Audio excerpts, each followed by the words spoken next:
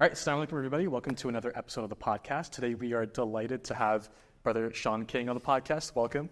Glad to be here. Yeah, good to see you, man. Amazing. Let's get started talking about your conversion to Islam. So 2 months ago, the day before Ramadan began, you converted to Islam, and it made so many people incredibly happy. And I remember when I found out the news, I was reading the comments, and everybody's like, "Oh, that's amazing! I was making dua for months that Brother Shaun would convert to Islam." And so I wanted to ask you, what was it like? What led you to that decision?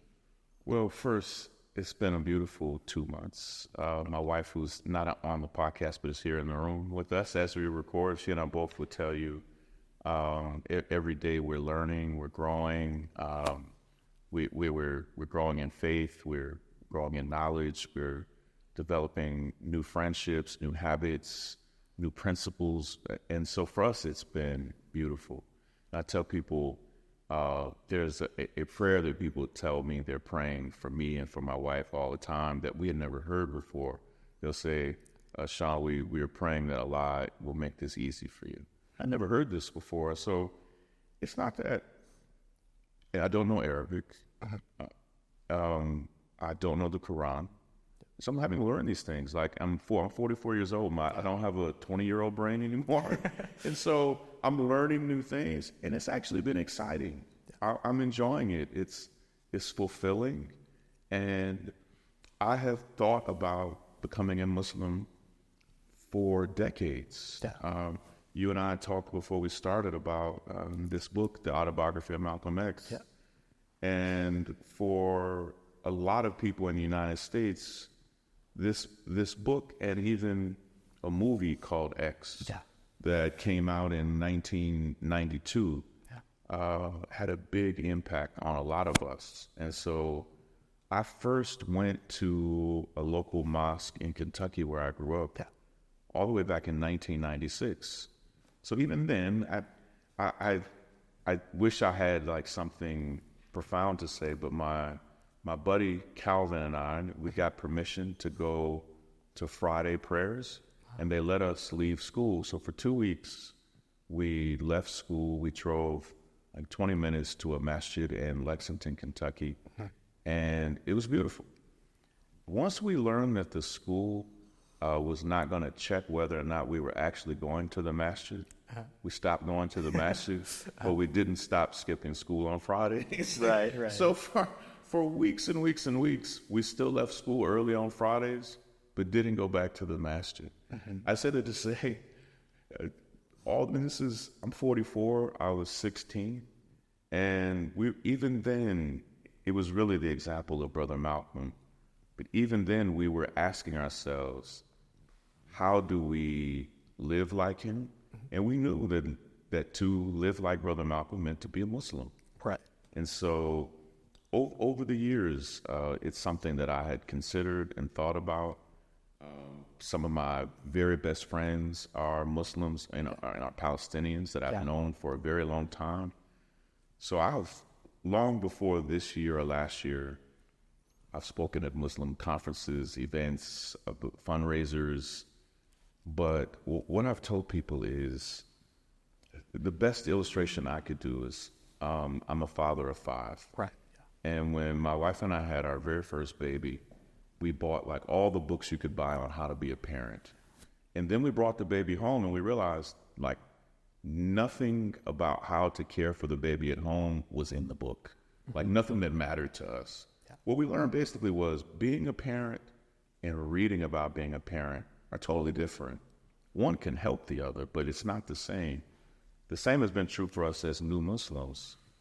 All this stuff that I read about Islam, all of my having Muslim friends, all of that's beautiful.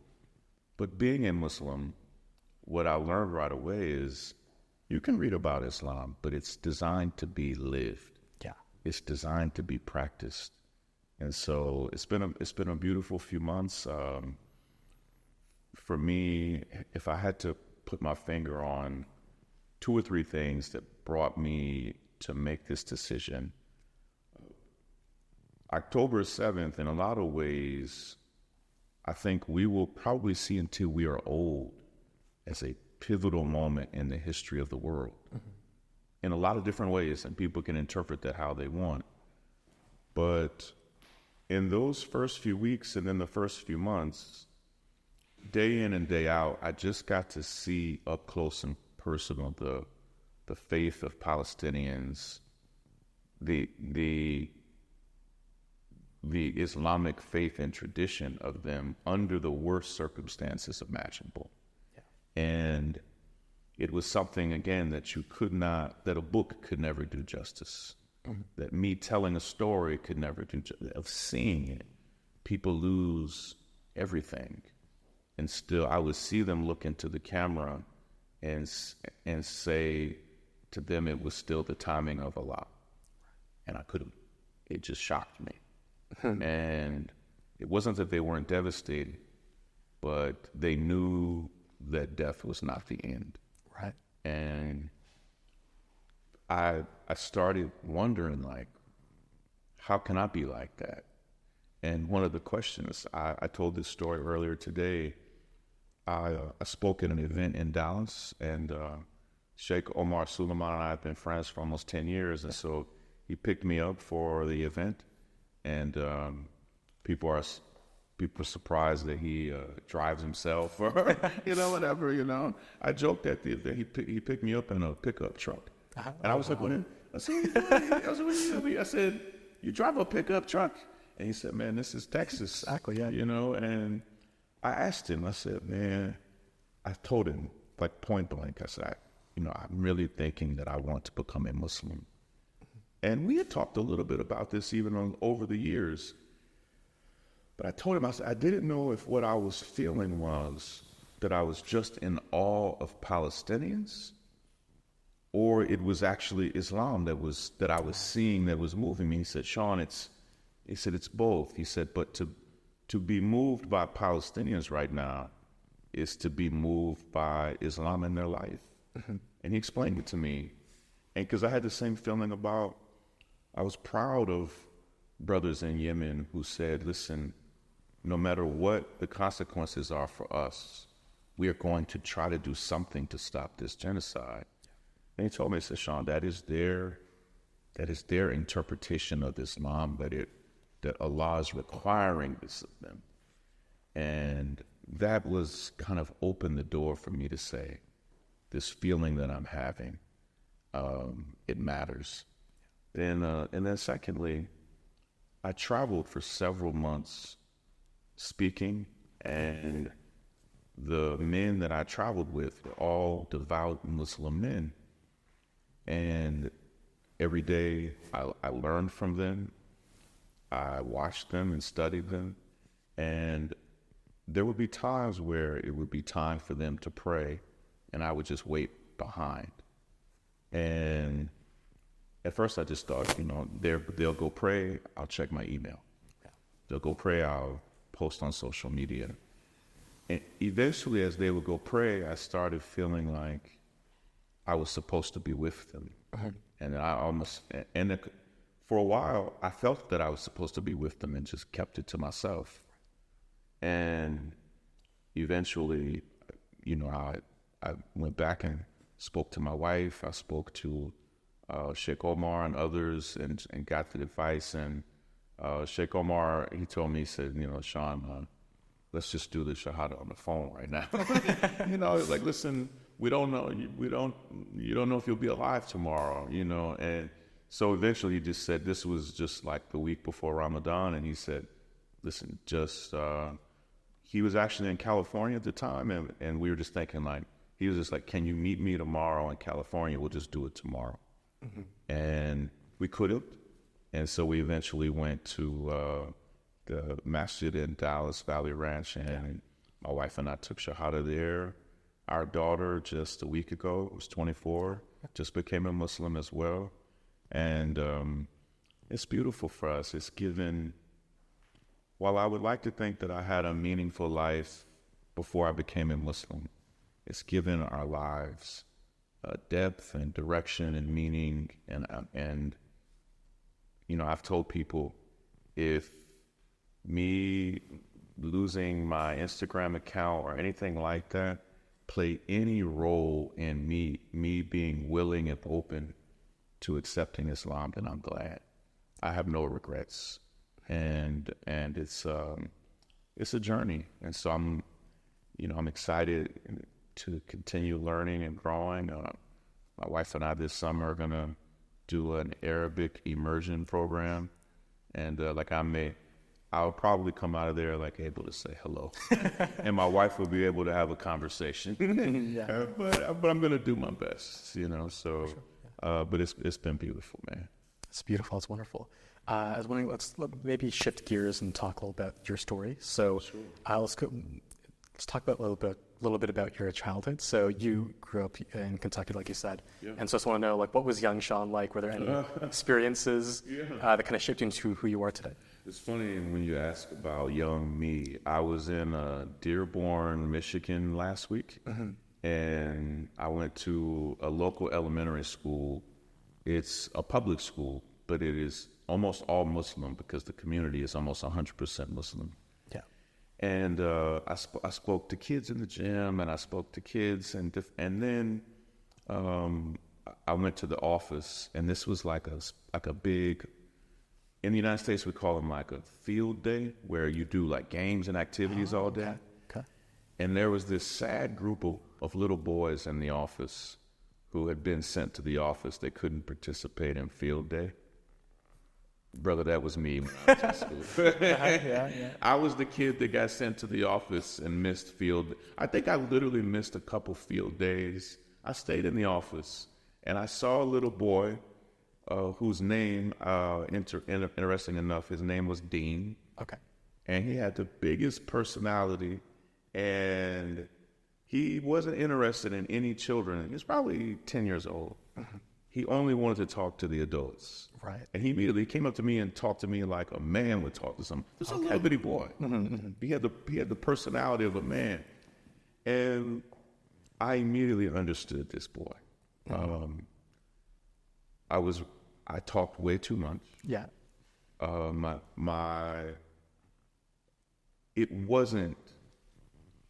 I was a good kid at heart, as Dean is. He just talks. Yeah. But he would talk himself into trouble. He'll talk himself out of trouble. He'll talk himself into friendships, out of friendships.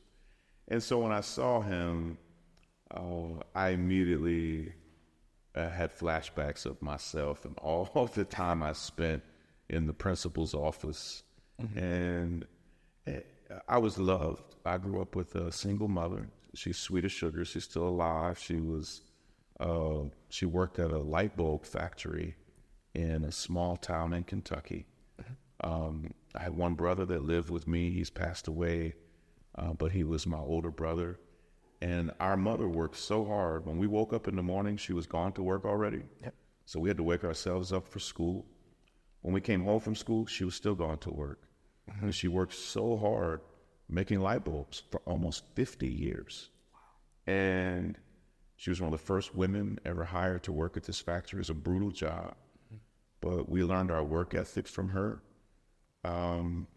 It was my mother. I'm writing my own memoir now. Nice. And it was my mother that first told me to stand up to bullies. And the funny thing is, I called her to make sure I was remembering this correctly. My mother asked me the most hilarious question in retrospect. She said, Shaun, she said, Shaun, are there any big girls in your class? But she said, Shaun, are there any fat girls in your class? Okay. And I told her, I said, yes. And she said, Shaun, you know that you're not supposed to mistreat these girls. And I said, no, I know, Mom, I know. And she said, just promise me that if you see anybody mistreating these girls, that you'll say something and tell them to stop. I said, no, I'll do it. And I told the story of a girl, I changed her name in the book, who I saw my old friends, making fun of her. She was easy to make fun of, and she would not say anything back to you. Right. And so she was an easy person for little kids. I may have been in first or second grade to abuse. And I told my friends, like my mother told me this is wrong, And she remembered even my school teacher telling her that Shaun is taken up for a couple kids in class. just a little phrase from my mother might have changed my whole life. And so I've regularly found myself with this kind of principle of standing up for people, standing against people when necessary. And, but we weren't religious. Yep. While she taught principles and values, I learned very little about God from home. And I didn't have an active father in my life. Right. And so it created a big, between the absence of God and the absence of almost any men, I didn't have any uncles, grandparents, anyone who took me under their wing. Right. And so me and a lot of my friends, we had no one to teach us about how to be a man, and we had no one to teach us about God. Right. And a lot of these things I've had to learn on my own over the years, and I'm thankful to a lot that people have been sent, men, mentors over the years to help me. But when I was in elementary school and middle school, I was a bridge builder between race, between class. I was always somebody that had friends from every type of people group. Right. When I got into high school, you really couldn't be that way. And so my freshman year in high school, I started being harassed almost immediately in ways I'd never had people like talk crazy to me to my face. You know, I'd heard rumors that somebody might have said something, but it was harsh right away.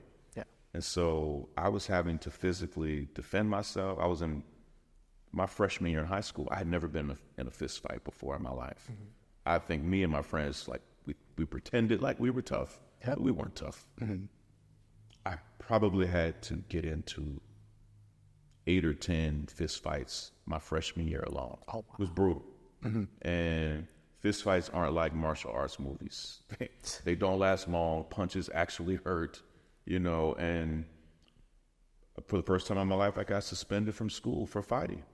But I was just defending myself. Yeah.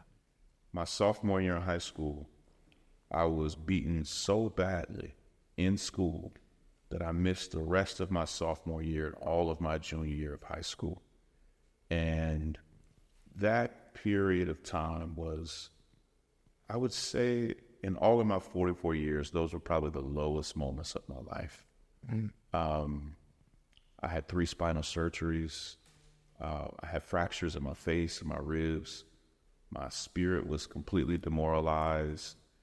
My doctors forced me to see a psychiatrist. I was diagnosed with PTSD. Right. And I was 14 years old. Yeah. And experiencing this was brutal. But had that horrible period of my life not happened, I don't think I would be here today. Going through that is what caused me to have a heart for people who are hurting. It's what caused me to have a real heart for justice. I got no justice in that situation. Yeah. No one was held accountable. But it caused me to have a chip on my shoulder for people who are being mistreated. And so when I see what's happening to Palestinians, I'm not comparing my childhood in Versailles, Kentucky to living in Gaza. Yeah. But when I see people being abused and mistreated and oppressed anywhere, I take it very personally. And so it was easy for me to see what's happening to Palestinians and understand that this is wrong and it's going to require us to speak out strongly the best we could. Absolutely. Yeah, man. Yeah. So actually shifting into kind of more of your adult life, were there any big aha moments or things that kind of shifted your perspectives on your life? Oh man. Like any turning points? So many. Yeah. I've done so many. I've started businesses that have succeeded and failed. I've started organizations that have been incredibly impactful, and I've started organizations that completely collapsed and closed down. Right. I learned as much from the failures as I did from the successes. I learned, you know, what it takes to start something is not what it takes to maintain. Yeah. What it takes to what it takes to build a team is not the same that it takes to grow the team, to cultivate the team. I learned that of all the skills a human being could have, that if a human being could have 100 skills, I don't have 100 skills. I can't do all 100 jobs. I learned that I only do like 5 or 6 things really well. And I'm only particularly good at 2 or 3. I can wing a lot of other things, but I learned you have to find people and empower them to do what they're good at, empower them to do what they're skilled to do. You know, obviously, eventually I came to faith and I became a Christian. And I was not just a casual Christian. For many years, I was a pastor. Yeah. I started a church in Atlanta. My family and I attended church, and there was a period in my life, where I thought I would be a pastor for the rest of my life. And I thought about our time together, and I had something that I had not talked about publicly. Becoming a Muslim has caused me to reflect on how Allah is using all of my life experiences to bring me to this moment. So about a year and a half ago, I started really feeling like, I'll use the language that I know to use. As a Christian a year and a half ago, I felt like I was being called back to being a pastor again.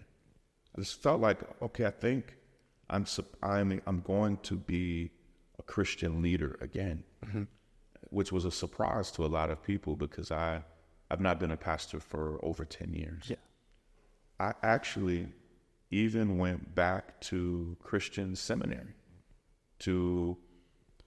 Having not been a pastor for years, it's like some skills, if you don't use them, you lose them.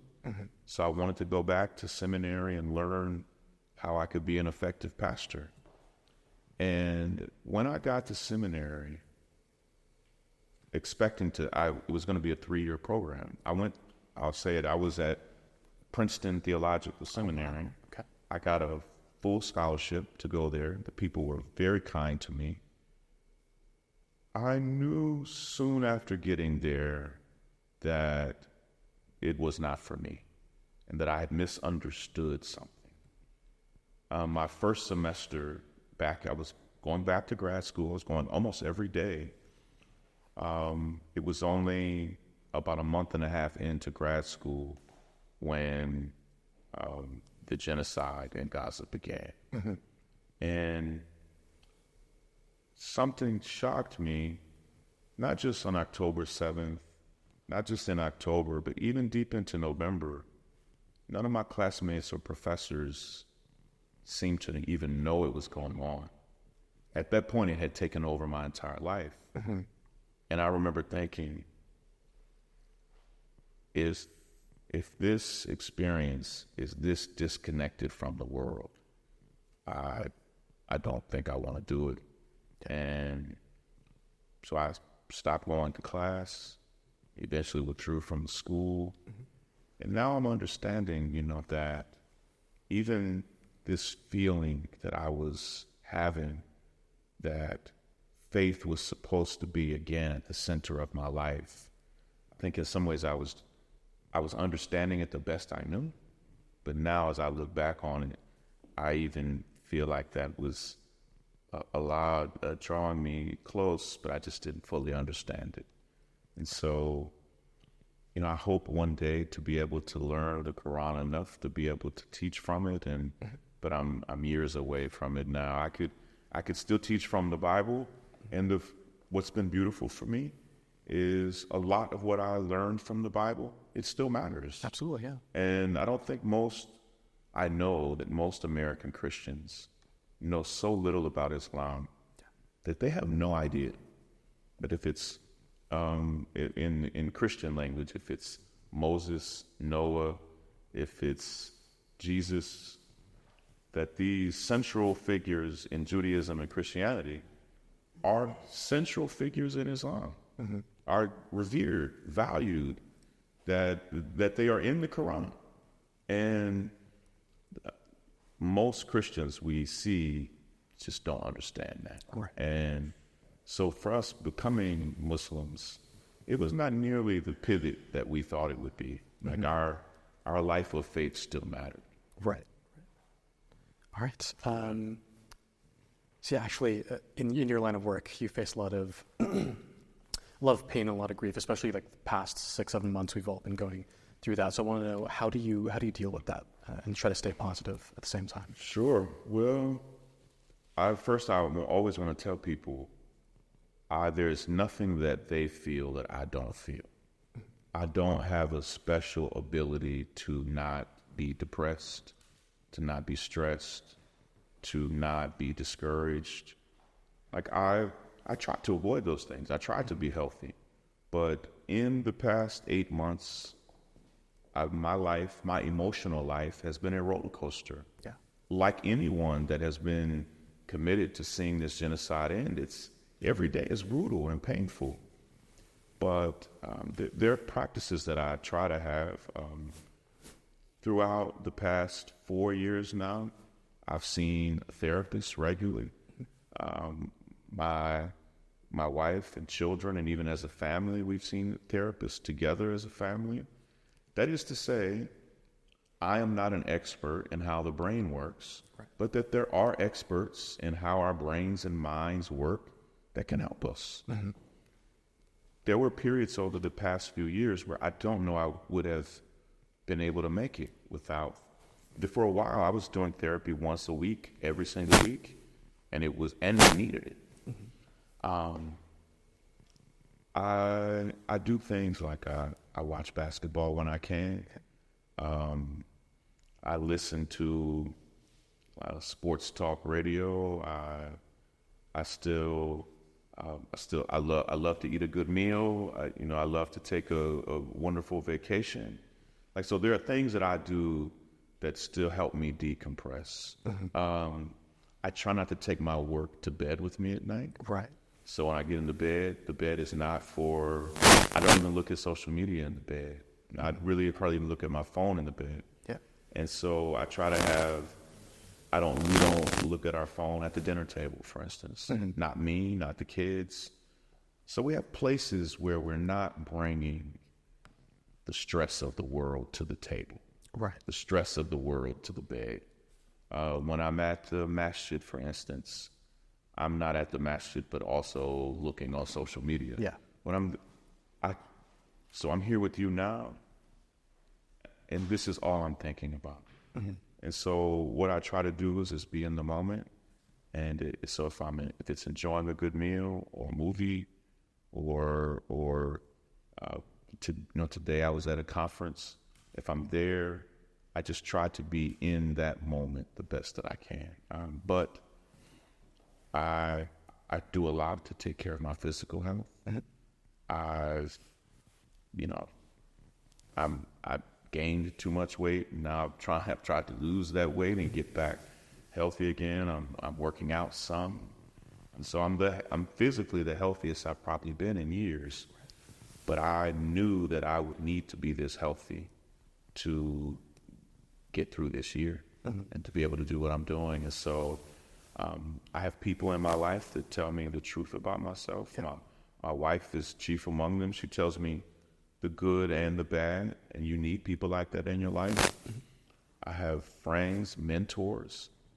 It's important for you to have people that have already been where you're trying to go. Yeah. And so I have those men and women who, particularly as Muslims, who can help guide me and show me how to be a good Muslim, how to be a good leader. So all of that makes a difference for me, man. And mm-hmm, those practices get me through the roller coaster. Now, me personally, I try really hard today we were walking through the conference, and I may see people, and they may say the most profoundly sweet things you could ever say to a person. They may say, I'm a hero, or they may compare me to Brother Malcolm X. Or today I had two different people who compared me to one of the companions of the Prophet, peace be upon him. I hear it, I accept it, but I almost let it slide off of me. That's the good. Right. I try my best to not let the best things people say to me define how I see myself. I try to make sure they don't let me become arrogant. The flip is also true. When I see people saying things about me that are not true, that are dishonest or malicious, I try very hard to just see it and let it slide off of me. And over the past 2 months, kid you not, now when I see people, even people who are saying blatantly dishonest things about me, now I just feel sorry for them. I used to feel sorry for myself. Now I realize that what they think or say, I have no power over it. And it should have no power over me. And so to be able to be me on an average day, if I believed all of the highs and all of the lows, my life would be too high and too low. And so my goal is to stay as centered and as focused as I can, and not to let the swings of what people say cause me to think that's who I really am. Right. I know people mean well when they say the wonderful things, and I know that people are just misinformed, or even if they're malicious, that's beyond me. So I just can't focus on it. Right. All right. So in the past, you've briefly talked about how when you were fighting for causes like police brutality, for example, it's led you to understand what the Palestinian people are going through a little bit better. I just wanted you to elaborate on that a little bit more. Oh, absolutely. In fact, I first learned almost 10 years ago that American police departments and the government of Israel often use the same weapons manufacturers, often have very similar contracts. I learned that Israeli police forces were consistently, regularly training hundreds of American police departments, not dozens, hundreds of American police departments are trained by Israeli soldiers and police officers. So all of a sudden we started seeing almost identical practices in the West Bank, and this is in 2014. Right. In the West Bank and Gaza, we would see people brutalized by police in the exact same way that they would be brutalized in New York or Los Angeles or anywhere else. So now we see American police beating college students all over the United States. In the same way that we have seen people mistreat Palestinians throughout the West Bank for the past 50 years. And so it's not an accident. It's not a coincidence. They're literally using the same training, often trained by the same people, armed by the same people. And it was Palestinians that detected this first. In 2014, he has passed away now, but there was a young Palestinian brother named Bassem Masri. And in the city of Ferguson, Missouri, which is where a teenage boy named Michael Brown was killed by police, Bassem showed up that first day when the body of Michael Brown was still laying on the ground. Bassem showed up to that neighborhood and consistently protested. And he was often the only person at these protests that wasn't black. And it was Bassem that was one of the first people that was teaching us, he would literally show a tear gas canister and he would take a picture of it.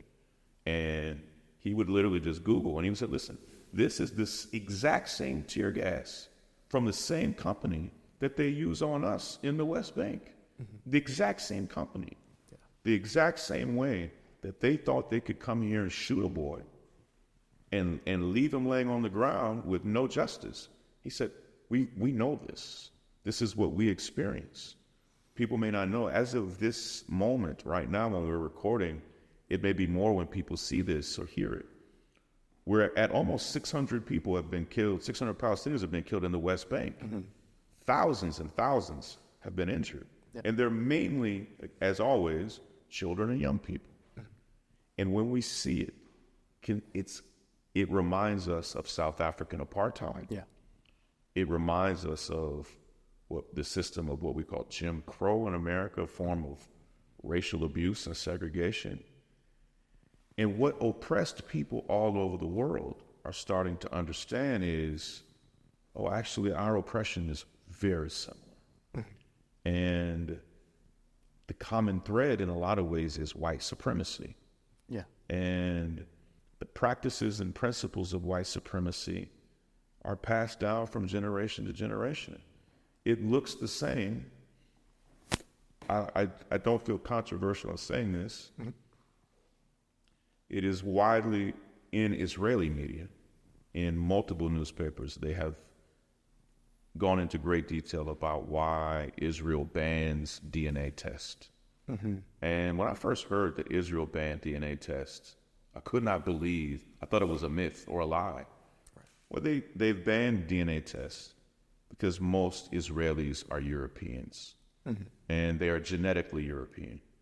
And the primary argument that they have, the philosophy for why this land is theirs, is that this land belongs to us historically. But your DNA test says you're Polish. Right. And so I'm confused on how this land is yours historically when the DNA says that you're European. Well, they've banned DNA tests for this reason alone. The wild thing is one of the leading DNA testing companies in the world is from Israel. Wow. But they can't take them there because it would immediately undercut. I just read this in one of the leading Jewish newspapers in Israel, that they believe somewhere in the ballpark of 50% of all Israelis or more would come back with almost exclusively European genetics. Well, it's white supremacy because these are Europeans doing what white supremacists do. Right. And it's a white supremacist practice. Now, the truth of the matter is anyone can practice white supremacy or the principles of white supremacy. And I could, not to get too deep, but you can be black and practice the principles of white supremacy. Right. You could be, you could be an Arab American and practice principles that are deeply racist and rooted in a white supremacist history.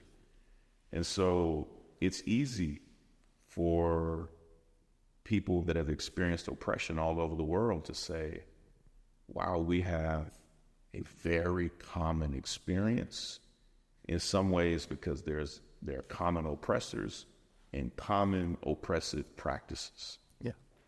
And so, this camaraderie and these bonds have formed over time. In 2015 and 2016, there even started to be groups of young black leaders in the United States that were taking tours and trips to Gaza and the West Bank for these bonds to begin forming. And so, dear brother Malcolm cared deeply about Palestinians. Nelson Mandela, his relationship with Palestinians was a lifelong relationship from before he was in prison to throughout his imprisonment, literally until the day he died. The largest statue of Nelson Mandela in the world is not in South Africa, but is in Ramallah. Right. And so these interconnected relationships between Africans and Palestinians, between African Americans and Palestinians, go back generations. And for Brother Malcolm, Islam was the bridge, but for Nelson Mandela, apartheid. He understood, Palestinians understood, oh, this is what we've experienced. Yeah. To make South Africa such that at one point, 96% of the farmland was owned by 4% of the people who were all white. It is because people were removed from their lands, their historic land. And so this thing of being displaced, South Africans had their own versions of Nakbas. They had their own versions of this. So to this day, right now, almost no one in the world is going harder for Palestinians than the government of South Africa. Yeah. So that bond is deep. And right now, Joe Biden is losing in most polls, in part because he has lost his base. Well, his base is black voters. Older black voters are still with him, but younger black voters that are disturbed by his decisions for Palestine feel like, hey, I could never support this man. And so there are consequences to these decisions he's made. Absolutely. Yeah, man. Yeah. So you're somebody who's used social media to enact change for years now, not just with Gaza, not just with your time when you were at BLM, but also like when you were a pastor, you were called like the Facebook pastor, if I remember. Sure, yeah. Yeah. So I want to know, how can you use social media effectively to create change? Well, first, it's amazing to me because before I was banned from Instagram, I had been on Facebook for over 20 years. I've been on Instagram for over 12. I've spoken at the Facebook headquarters before as a guest speaker. I have, even throughout this genocide, before I was banned, employees at Meta would regularly ask for my help mediating conflicts that they were having with Palestinians. Palestinians would ask for my help mediating conflicts with Meta. And so I thought I was in a protected position. I never thought I would be banned. I'd never been suspended before. Right. And so to be permanently banned from the platform came as a great shock to me. I've always been on social media. When I was in college, which I don't know, how old are you, man? I'm 19. So when I was in college, before you were born, when I was in college, there was no social media. It was email. Yeah. And so I developed an email list. I'm talking about in the late 90s, so that because I wanted to be able to use technology to communicate with people. And then I was on MySpace. I've done text messages. Like, I've always tried to say, how can we use technology to do two things? Bring people together and bring those people to opportunities to do good in the world. And that's what I try to do now. Right. And now more than 20 years ago, I didn't see myself as, like, the role I have now is trying to inform people. I've accepted that role. 20 years ago, I didn't see myself in that same way. But, technology allows us to meet people that we otherwise may never know. Right. And so it makes the world smaller. That can be good or bad. It allows the worst people on the world to find each other. Yep. And it allows people who care about Gaza to meet each other, who may otherwise never bump into each other at the grocery store. Right. And if you did, you wouldn't know their politics or their worldview. And so I've always tried to find ways to use social media to reach people in ways that I thought they couldn't be reached without it. Social media also kind of democratizes leadership. So there are people that social media you don't need to get anyone's permission to say something that needs to be said, to show something that the world needs to see. And so today, on any given day, there are hundreds of people filming in Gaza. Some are journalists, some are just everyday people, showing the world things that they would never allow on the news. Well, we don't need anyone's permission. Yeah. In fact, these videos on social media get more people watch these than watch the news. Yeah. You may not even know, when I say the news, I was asking my children if they knew that there was TV news that came on at the same time every night. And they're like, no, we've never heard of this. Well, when I was a kid, that was how you learned about the world. The news came on every night at 6 p.m. on television. I don't think my kids have ever watched the news at 6 p.m. Yeah. My kids don't get their news from Instagram. They get their news from TikTok. They get their news from even apps that I'm not on. And it will only continue to be that way. Right. For sure, man. For sure. Yeah. So you talked about some of the people that inspire you, like Malcolm X, but I want to know, who are some other people that really inspire you to the work that you do? Well, man, I have so many people that I'm inspired by on a daily basis. I try to pull inspiration from people wherever they are. Like I met today a young woman that leads one of the largest Muslim charities in the world. And I know how hard her job is, but she had nothing but kindness and warmth and joy. But I know that every day is not just kindness and warmth and joy for her. It's very hard work. Yeah. So I see people doing that work. I've done charity work most of my life. I know how hard it is to be impactful. So I look at them, but as far as heroes go, I could name countless people by name in Gaza that inspire me every day. Men and women that continue now over 200 days later to put their lives on the line just to tell these stories, just to show the world what the major news broadcasts refuse to show. Yeah. But throughout history, I've loved other leaders in the civil rights movement.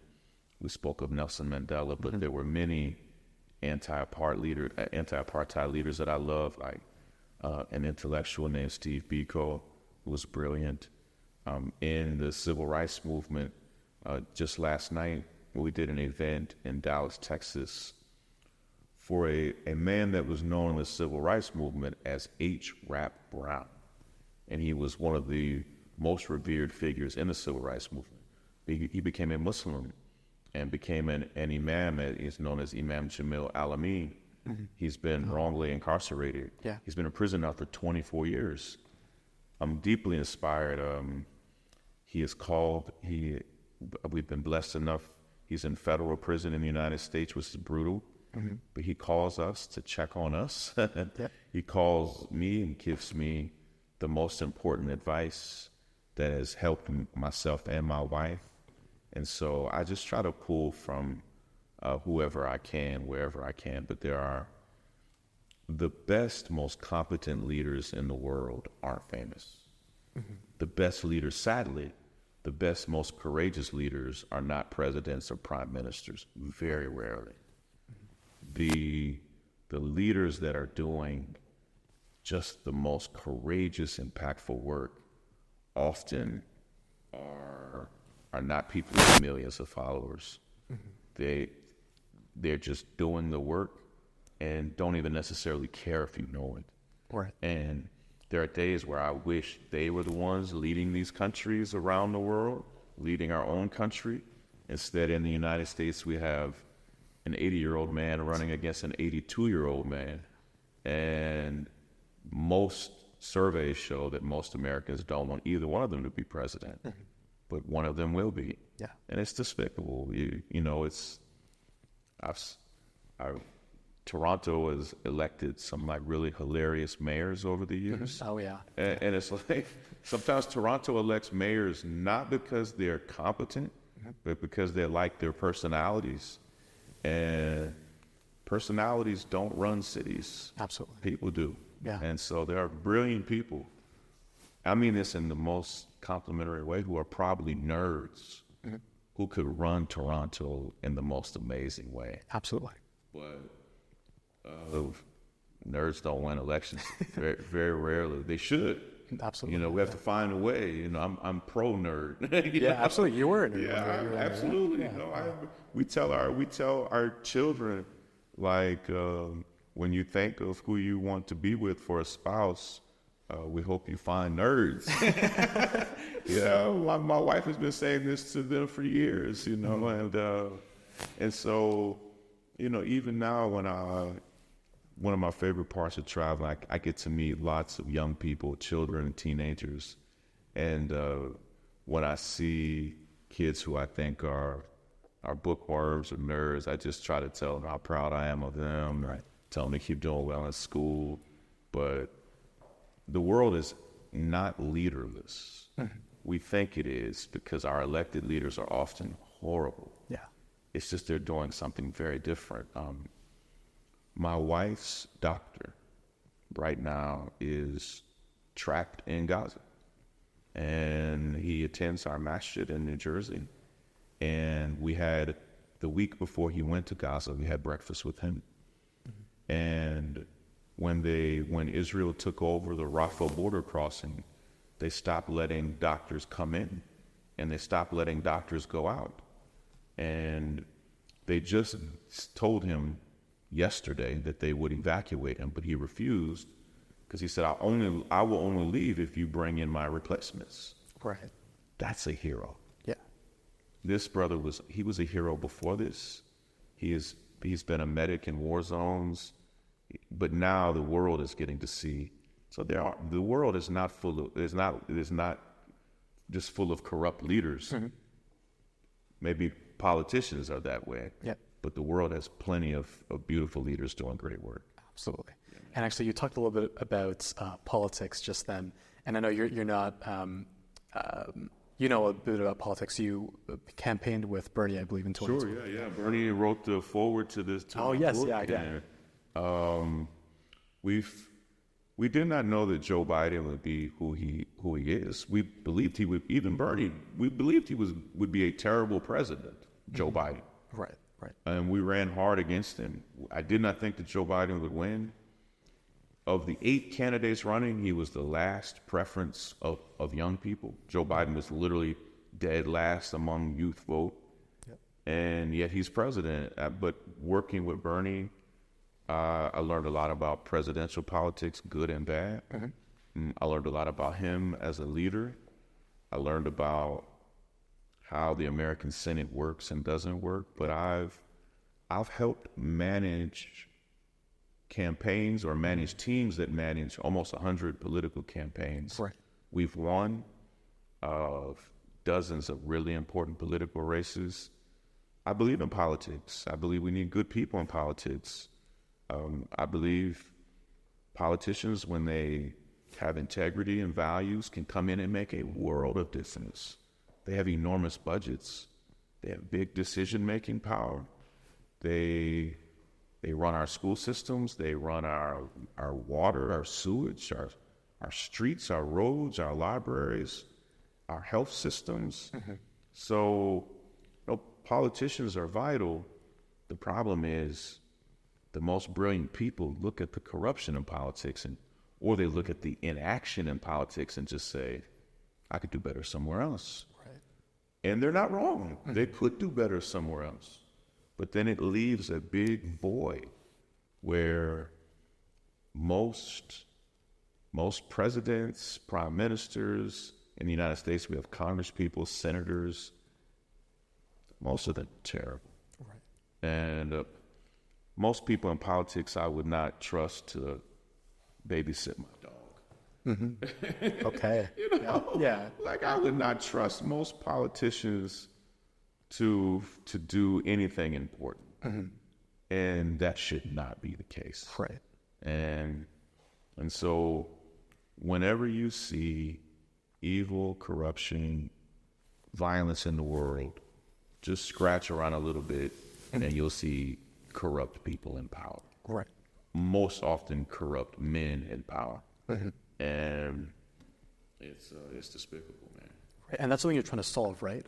With Real Justice PAC and with Grassroots Law Project, you're trying to bring in DAs that are like not corrupt, but also care about police brutality and mass incarceration? As an illustration, we helped elect a sister as the district attorney of Baltimore, Maryland, who eventually helped issue the order that released Adnan Syed, who had been convicted of murder. Well, a district attorney, that's sometimes they're called local prosecutors. In the United States, they are elected. And there are a few places where they're appointed, but in most states and cities, they're elected. Well, they have an enormous role in the American justice system. So once we realize you can basically elect the CEOs of the justice system, that this would be one way we could change it. So we have elected 35 new district attorneys in most of America's largest cities, from Los Angeles to San Francisco to in the deep south, or in a place like Jackson, Mississippi, or San Antonio, Texas.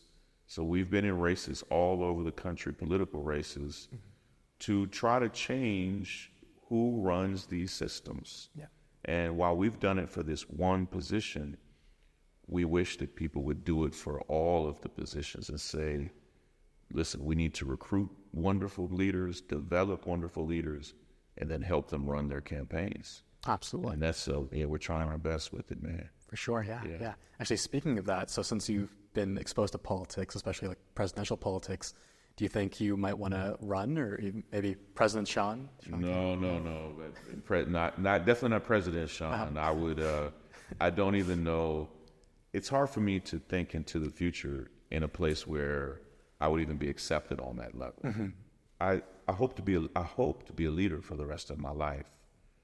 I probably put myself in that basket of saying, at this point in my life and for the foreseeable future, I want to be a leader, but I will be most effective outside of the restrictions of government. So for instance, I have a few people that I know well in Congress, in the American Congress, but they can't get anything passed, not because they're not skilled, not because they're not smart. It's because that Congress, as it is and as it has been for a very long time, they don't pass anything. And like, that's not how I want to spend my life. Like, I like to be able to actually get good stuff done. If down the road I saw a way to be involved in maybe local politics, I would consider it, but that's not where my heart is now. It's hard for me even to see far beyond even the genocide that we're seeing now, and I'm so desperate for that to end. I'm also just beginning to dream about what will it look like when it ends, and what do we do? And governments will have to help, but it won't be with me leading it. And I've also learned when you say never, the one phrase people say, God laughs at our plans. So who knows? But that's not what I'm thinking about. Not at all. All right. So before we end the podcast, just want to know what's next for you. Well, that's a good question. Right now, I have almost completely taken off of social media. I post very little, and that comes after social media being a huge part of my daily life for 15 or 20 years. Like, that's how long I've been committed to it, and how long I've been trying to not build a platform, but build communities. Now that I'm not on there, I have tried to use this time to develop my faith as a new Muslim. Things as simple as just learning the prayers, beginning to learn basic stories and principles from the Quran. So right now, I'm thinking about that. Right. I'm thinking about some new projects in Gaza that are exciting. It's hard today. For instance, I helped a Canadian organization called HCI. Yeah.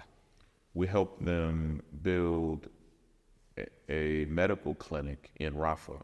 Mm-hmm. They built it from the ground up. We helped fund it. And now I don't know if in a month there will be a Rafah. Mm-hmm. So that's how, in the United States and Canada and the UK said that they would stop Israel from having what they call major offensive in Gaza. Right. Well, there were in Rafah rather. Mm-hmm. There were 1.4 million people in Rafah. 800,000 of them have been displaced in the past 10 days. If that's not major, I don't know what is. Yeah, absolutely. That's over half of the people in Rafah have already been forced out. Yeah. With nowhere to go, mm-hmm. which is the plan. It makes it so difficult for even the most brilliant leaders I've ever seen. How do you build a clinic? Right. If the people are going to be moved away from it, mm-hmm. how do you build a new school? How do you build a new mosque? Right. The UN did a study that determined it would take 14 years mm-hmm. just to remove the rubble, and that was if it started 2 months ago. Yeah. What are we talking about? We can't even understand the scale of the destruction here. Yeah. I saw a World War II scholar say that he was going to say he had not seen this level of destruction since World War II. Mm-hmm. He said it was past that he had never seen this type of destruction in all of his years. This is a man who's studied the past 100 years of the planet. Yeah. That's where we are. That it's appalling, and as a leader, it makes it very difficult to figure out how to just feed people. Mm-hmm. Where do they cook the food?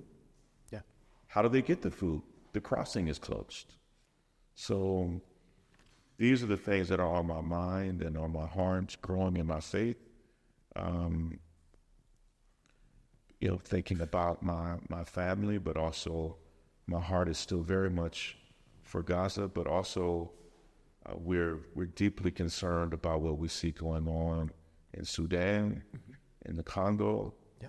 and truthfully in Yemen, in Syria, and in many places around the world that are still experiencing deep, deep oppression and often their own displacement, genocide, and war. And so the world's a painful place, but man, we'll just keep on fighting. Absolutely. Yeah. All right. Thank you so much, Shaun, for being on the show. Thank you, brother. Yeah, it was an absolute pleasure. My pleasure, man. Yeah. Thank you so much for taking your time out of your day to come all the way here. And I'm impressed by the quality of your beard at 19, man. When I was 19, my beard had not grown in yet. So yes, you're doing good, man. I'm impressed by your podcast. I saw the episodes, and Hassan is a good person for you. Love Hassan, man. Yeah, he's a good brother, and I'm glad he introduced us to each other. Absolutely. Yeah. Thank you for having me, man. It's my honor. Absolutely.